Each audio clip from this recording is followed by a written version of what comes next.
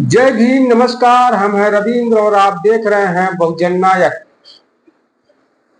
पिछले रविवार को प्रयागराज में हुए बवाल में पुलिस ने 80 से ज्यादा दलित युवकों को गिरफ्तार किया है, जिसमें कई बच्चे नाबालिग भी हैं और सभी को भीम आर्मी का कार्यकर्ता बताया जा रहा है। इन सभी पर पुलिस ने गंभीर धाराएं एनएसए या गुंडा एक्ट जैसी धाराएं लगाई है और उसके बाद उन्हें जेल में डाल दिया है। गिरफ्तार हुए युवकों के परिवार का कहना है कि उनके बच्चे निर्दोष हैं, जबकि पुलिस का कहना है कि सभी गिरफ्तारियां सीसीटीवी कैमरे से चिन्हित करके की जा रही हैं। जो बच्चे गिरफ्तार हुए हैं उनका देखा जाए तो सभी गरीब परिवार से हैं और उनका परिवार मजदूरी करके जीवन यापन करता है।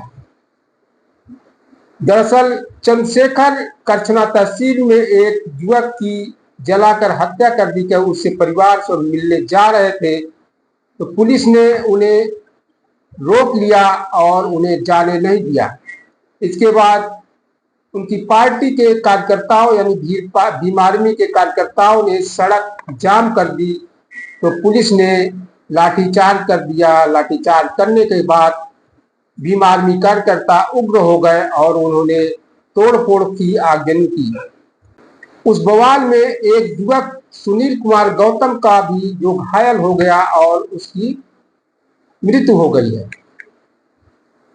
जब पत्रकारों ने चंद्रशेखर से यह पूछा कि बवाल के बारे में पूछा तो उन्होंने यह कहते हुए पल्ला झाड़ लिया कि वे नीले झंडे वाले और नीले गमछे वाले जो उपद्रव कर रहे थे, आगजनी कर रहे थे, वे हमारी पार्टी के नहीं हैं और यह कहकर वह दिल्ली चले गए।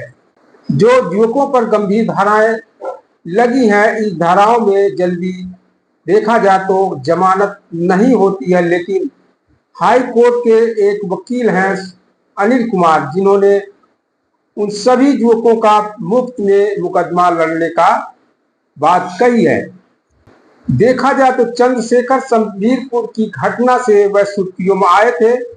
शब्बीरपुर में कई युवकों पर गंभीर धाराएं लगी थी और वह आज भी वह मुकदमा के चक्कर में कचहरी और कोर्ट का चक्कर लगा करके कई जिंदगियां वहां पर बर्बाद हो गई हैं। एक व्यक्ति तो वहां पर सुसाइड भी कर लिया है, लेकिन चंद्रशेखर वहां लौट करके झांकने भी नहीं गए। बसपा प्रमुख बहन मायावती उस समय उस घटना पर सड़क के मार्ग से पहुंची थी और वहां लोगों से मुलाकात की थी और वहां उन लोगों के लिए सहायता भी प्रदान की थी।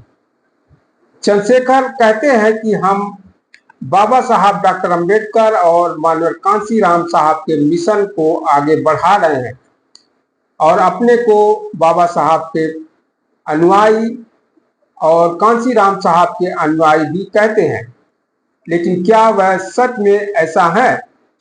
अगर देखा जाए तो बाबा साहब डॉक्टर अंबेडकर ने 25 नवंबर 1949 को संविधान सभा में उन्होंने कहा था कि हमें अपने सामाजिक आर्थिक उद्देश्यों की पूर्ति के लिए संवैधानिक मार्ग को ही अपनाने की ठान लेनी चाहिए।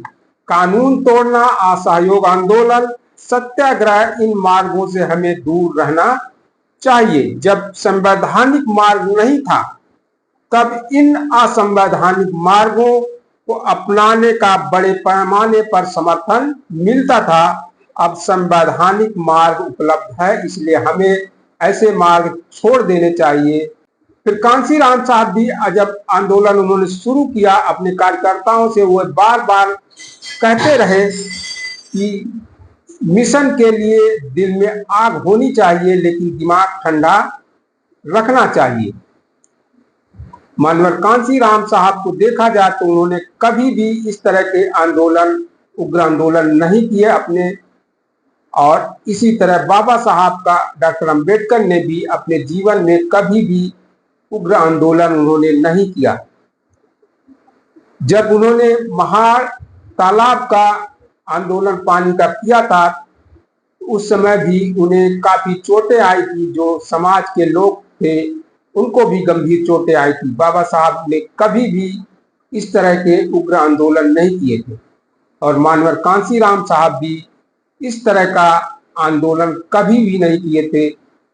वह जब मंडल कमीशन लागू करवाने के लिए वोट क्लब पर उन्होंने कई महीनों तक का धरना प्रदर्शन तो किया था, लेकिन सड़क पर उतर करके उग्र आंदोलन उन्होंने कभी नहीं किया। इसे आप दर्शकों को आप ये तय करिए कि चंद्रशेखर कितना अम्बेडकरवादी हैं और वह मानवर साहब, कांसीराम साहब के कितने बड़े अनुयायी हैं।